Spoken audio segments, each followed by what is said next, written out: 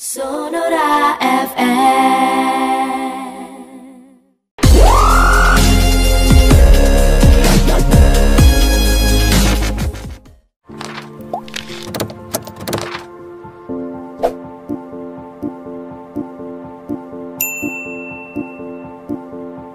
Baik, narasumber kita ada di studio saat ini, kita jumpai saja.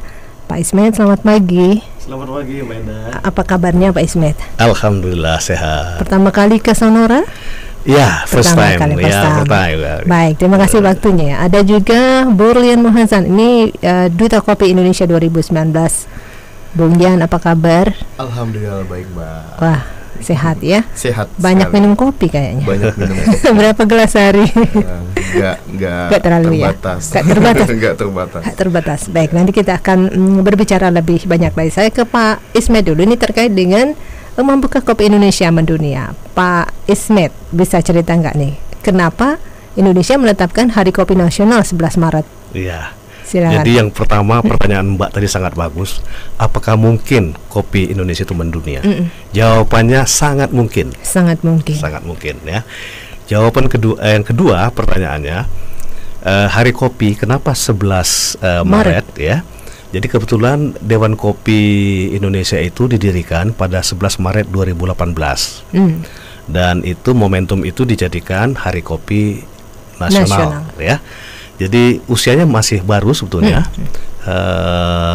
2018, sekarang 2020, lebih kurang 2 tahun lebih. Dan kita harapkan memang kopi Indonesia ini mendunia. Dan titik awalnya itu sebetulnya bisa dimulai dari Sumatera Selatan. Sumatera Selatan. Ya. Karena kita tahu Sumatera Selatan memiliki kopi yang luar biasa juga ya, Pak ya. Bukan hanya luar biasa, tapi potensi di Sumatera Selatan ini sangat besar. Karena kebun yang terluas di Indonesia itu ada di Sumatera Selatan. Ya, jadi lebih kurang 263.000 hektar. Ini sangat luas. Mungkin yang terluas di Indonesia untuk kebun kopi. Daerah mana, Pak? Ada 6 daerah kabupaten, ya. Di mana saja? Di yang pertama itu di Oku Selatan, kemudian di Empat Lawang, Semendo, ya, Muarenim, kemudian Pagaralam, Musirawas, ya, ada Lahat. Itu ada 6 kabupaten. Nah, ironisnya bahwa kopi kita ini kurang dikenal. Ini menjadi persoalan. Kenapa, Pak? Kurang dikenal? Kurang dikenal satu. Setelah kita amati ya, brandnya mungkin terlalu banyak. Brand Ya. kopi? Brand kopi Sumatera Selatan terlalu banyak, karena 6 kabupaten. Ya. Aceh yang terkenal itu kopi Gayo. Itu cuma 3 kabupaten, dan namanya cuma 1, kopi Gayo. Oke. Ya, kita masing-masing kabupaten mau tampil ya? Mau tampil sendiri-sendiri ya. Oke. Nah, ini saya kira PR kita untuk kita cari brand yang terbaik, dan ya membuat suatu brand itu tidak hal yang mudah karena perlu riset, perlu pengujian gitu ya. Nah, kembali ke titik balik pertanyaan awal yang bagus tadi. Mungkinkah kita itu menjadi pemain kopi dunia? Bisa. Sekarang posisi kita di 4. Ya. Jadi yang pertama itu Brazil, yang kedua Vietnam, kemudian yang ketiga itu Kolombia, dan keempat adalah Indonesia. Ya, di belakang kita ada Ethiopia yang negara sangat kering, tapi mungkin mereka bisa nyusul kita. Nah, kita mulai dari Sumatera Selatan. Sumatera Selatan ini sangat potensial. Kenapa? Produktivitas kita ini masih rendah, Mbak Enda. Jadi antara 0,6 sampai 0,9 ton per tahun per hektar.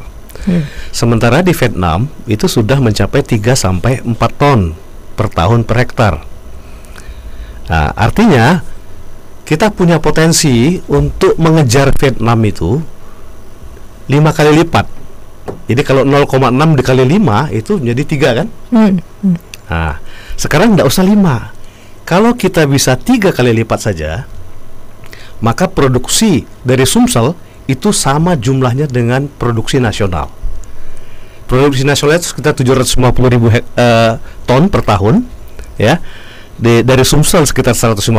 Jadi di luar Sumsel itu ada sekitar 600. 600.000 ton. Pak, yang menjadi masalah kenapa produktivitas rendah, Pak? Nah, ini kita identifikasi lagi, ternyata kebun-kebun kita itu sudah berusia tua.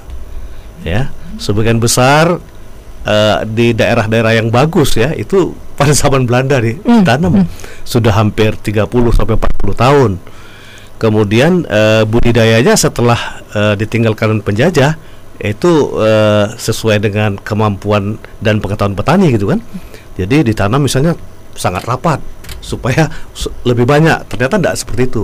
Jadi budidaya juga harus kita perbaiki gitu ya. Kemudian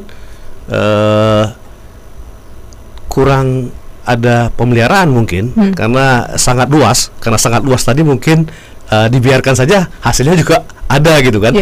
Nah, padahal di Vietnam itu pengelolaan itu walaupun dia kebun rakyat, tapi pengelolaannya secara korporasi. Nah, ini yang perlu kita tiru dan kita pelajari.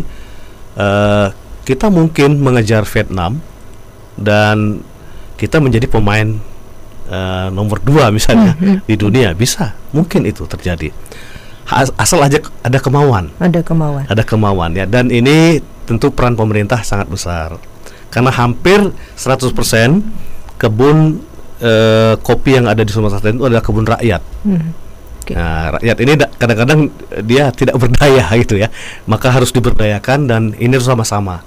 Kami juga sebagai Dewan Kopi tentunya menyuarakan apa yang ada di lapangan. Oke, Pak, ini 6 kabupaten di Sumsel yang memiliki kopi luar biasa. Kalau bagaimana dengan kerjasama dengan pihak kabupaten kota yang ada di Sumatera Selatan terhadap perkebunan kopi ini? Ada beberapa upaya dari beberapa daerah untuk melakukan program yang agak masif ya, seperti di Pagar Alam Pak Wali Kotanya turun tangan untuk melakukan sambung pucuk ya. Jadi program itu sebetulnya untuk meningkatkan produktivitas dari kebun-kebun yang sudah tua. Tetapi menurut pandangan kami itu temporary ya. Jadi untuk sementara.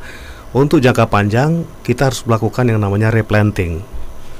Ya. Jadi betul-betul kita pilih varietas yang bagus, kemudian sesuai dengan prinsip-prinsip budidaya yang bagus juga ya. Jadi jarak tanam, kemudian cara pengolahan tanah memang harus kita perbaiki dari awal lagi.